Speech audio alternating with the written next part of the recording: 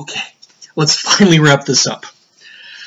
As I mentioned earlier, there was a reason that I chose to upload these seemingly random clips to this playlist.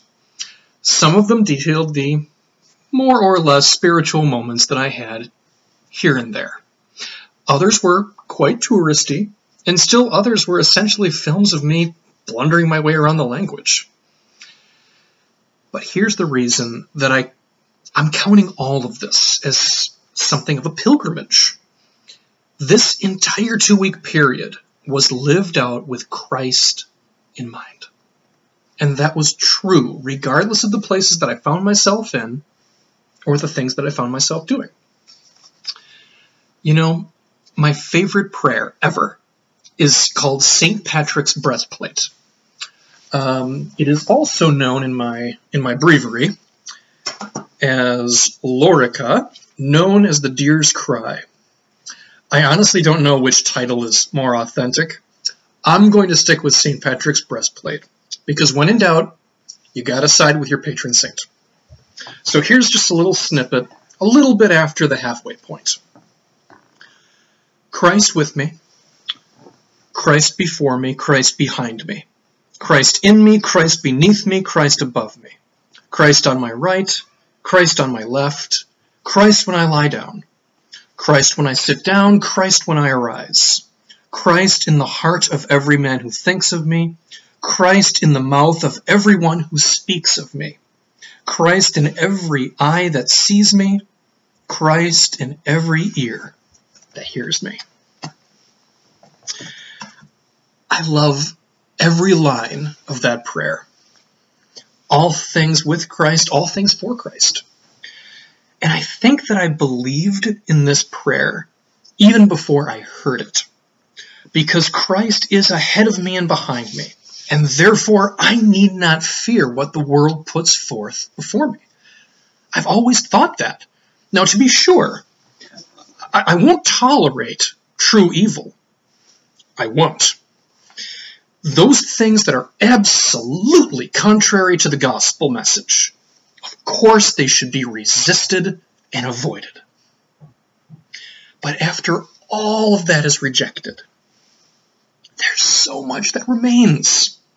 And if we move forward with the Holy Spirit, we have every right to learn all that we can and enjoy all that we can. So if I find myself in a place like Japan, where churches are not terribly common, I'm not going to shudder in fear or complain about the apparent lack of Christianity in that part of the world.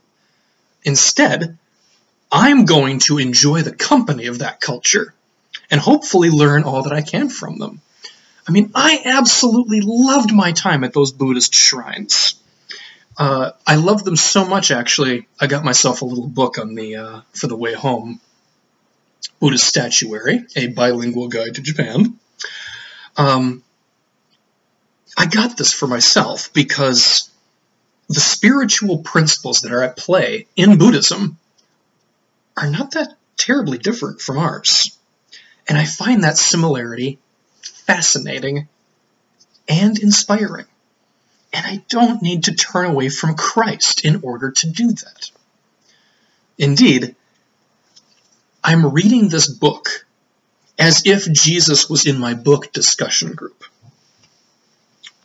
And as for my partial integration and learning in Japan, if I was able to impart some kind of spiritual grace to others in exchange, so much the better.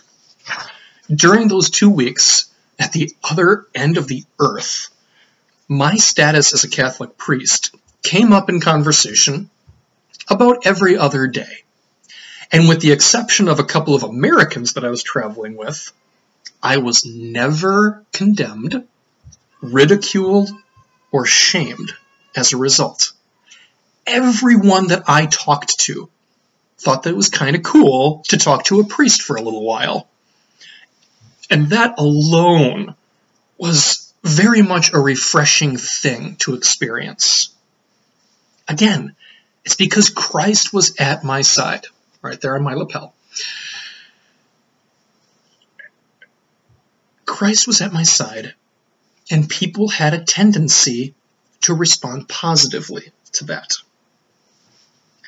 And this outlook of going out into the world at Christ's side does not require international travel.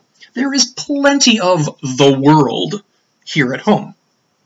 For instance, from time to time, someone will ask me about my feelings about science.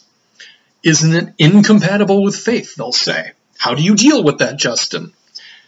And frankly, I never know exactly what to tell them. Because for my whole life, it's never been a problem. It has never bothered me. And I honestly don't see the issue. I have never thought that God is pleased with us when we choose to turn away from truths about ourselves or about the world. And I'll remind you that Pope Francis stated that Christianity and scientific theories about the origin of the world are compatible. He said it in October of 2014. And hopefully, I'm staying in line with the Pope's message that day to say that the key is to approach all things as if Christ was in the eye of all who see you, in the ear of all who hear of you, and in the mind of all who think of you.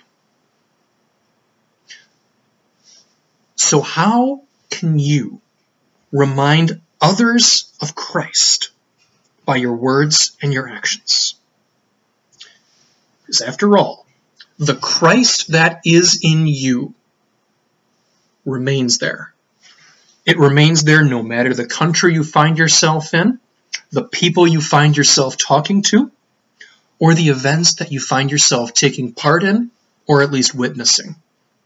So for the sake of living out that prayer of St. Patrick's breastplate, may the Holy Spirit guide you in all things.